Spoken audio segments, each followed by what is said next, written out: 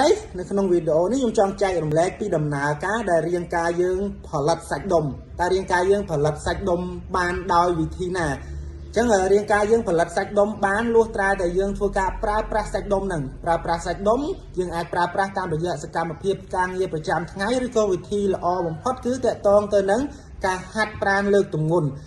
រឿងហៅថា strength training ឬក៏ resistance training ហ្នឹងអញ្ចឹងនៅពេលដែលយើងលើកទម្ងន់តើរាងកាយយើងមានដំណើរការបែបណាខ្លះក្នុងការផលិតសាច់ដុំអញ្ចឹងជំហានទី1គឺមានការខូចខាតទៅលើ muscle fiber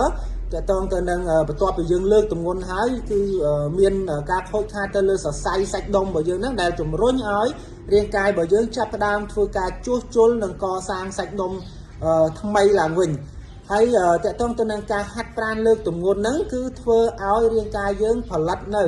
អរម៉ូនសំខាន់នេះគឺជាការឆ្លើយតបរបស់អរម៉ូនគឺដូចជាអរម៉ូន testosterone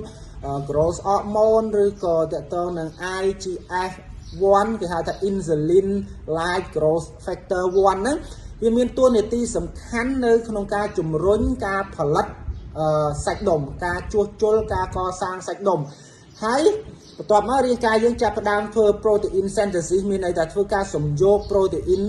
ដោយចាប់យកអាមីណូអាស៊ីតចេញពី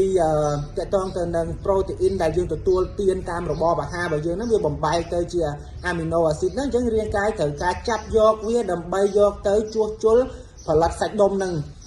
បន្ទាប់ពីសាច់ដុំហ្នឹងខូចខាតតាមរយៈការវឹកហាត់លើកទម្ងន់ហើយបន្ទាប់មកគឺយើងត្រូវផ្ដោតទៅលើការជួសជុលសាច់ដុំហ្នឹងការជួសជុលសរសៃសាច់ដុំខូចខាតថ្មីហ្នឹងគឺធ្វើឲ្យសាច់ដុំរបស់យើងវាចាប់ផ្ដើមរីកធំទៅហើយវាកាន់តែរឹងមាំទៅដើម្បីត្រៀមខ្លួនទៅនឹងសម្ពាធថ្មីឬក៏ការលើកទម្ងន់កាន់តែធ្ងន់ទៅអីទាំងអស់ហ្នឹងអញ្ចឹងនេះគឺជាដំណើរការដែលរាងកាយរបស់យើងផលិតសាច់ដុំអញ្ចឹងជំហានទី1គឺសាច់ដុំវាខូចជំហានទី2តទៅនឹងការឆ្លើយតបរបស់រាងកាយតាមរយៈការបម្រែបម្រួលអរម៉ូនអីទាំងអស់ហ្នឹងដែលធ្វើឲ្យរាងកាយយើងចាប់ផ្ដើមជួសជុលផលិតសាច់ដុំហ្នឹងឲ្យវាកាន់តែរឹងមាំខ្លាំងទៅដើម្បីត្រៀមទៅនឹងសម្ពាធថ្មីតទៅទៀតហើយដើម្បីធ្វើអញ្ចឹងទៅបានគឺយើងត្រូវការអាហារូបត្ថម្ភចេញអំពីរបបអាហាររបស់យើងដែលអាហារូបត្ថម្ភសំខាន់គឺមានសារធាតុចិញ្ចឹមក្រុមធំគឺមានប្រូតេអ៊ីនសំខាន់បំផុតហើយនឹង carbohydrate ហើយនឹងខ្លាញ់ carbohydrate ហើយនឹងខ្លាញ់វាសំខាន់ត្រង់ថាវាផ្ដល់ថាមពលហើយនឹងវាជួយនៅក្នុងដំណើរការគ្រប់គ្រងអរម៉ូនអញ្ចឹងយើងត្រូវការទាំងប្រូតេអ៊ីនសម្រាប់ជាវត្ថុធាតុដើមយកទៅផលិតប្រូតេអ៊ីនថ្មីដំណើរការಸಂយោគប្រូតេអ៊ីនហើយយើងត្រូវការ carbohydrate ហើយនឹងខ្លាញ់ដើម្បីជាជំនួយក្នុងការផ្ដល់ថាមពលហើយនឹងអរម៉ូនសម្រាប់ដំណើរការនៃការផលិតហ្នឹងហើយយើងក៏ត្រូវការសារធាតុចិញ្ចឹមក្រុមតូចជាច្រើនដើម្បីជួយនៅក្នុងដំណើរការ metabolic និងដំណើរការផលិតថាមពលនៅក្នុងរាងកាយហើយយើងនឹងទទួលបានវាតាមរយៈរបបអាហាររបស់យើងហ្នឹងអញ្ចឹងយើងត្រូវ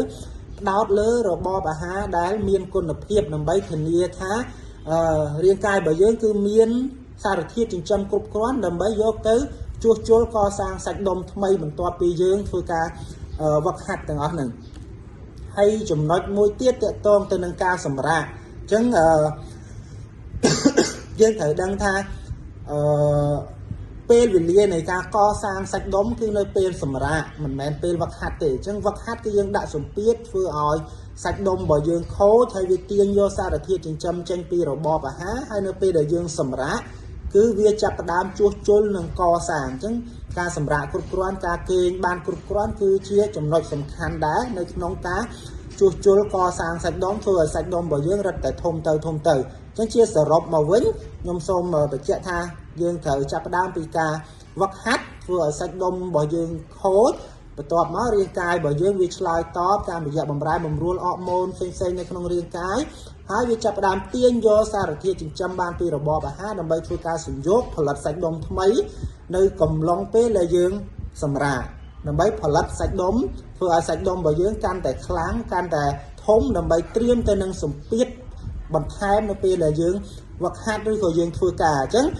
ដំណើរការដែលជួយឲ្យសាច់ដុំរបស់យើងលូតលាស់កាន់តែលឿនគឺ progressive overload នៅពេលហាត់គឺបន្ថែមគីឡូបន្ថែមទម្ងន់បន្ថែម resistance chiaប្រចាំនៅពេលដែលយើងវឹកហាត់ពីមួយថ្ងៃទៅមួយថ្ងៃពីមួយខែទៅមួយខែពីមួយឆ្នាំទៅមួយឆ្នាំអញ្ចឹងនៅក្នុងវីដេអូនេះខ្ញុំមានប៉ុណ្ណឹងសម្រាប់ការចែករំលែក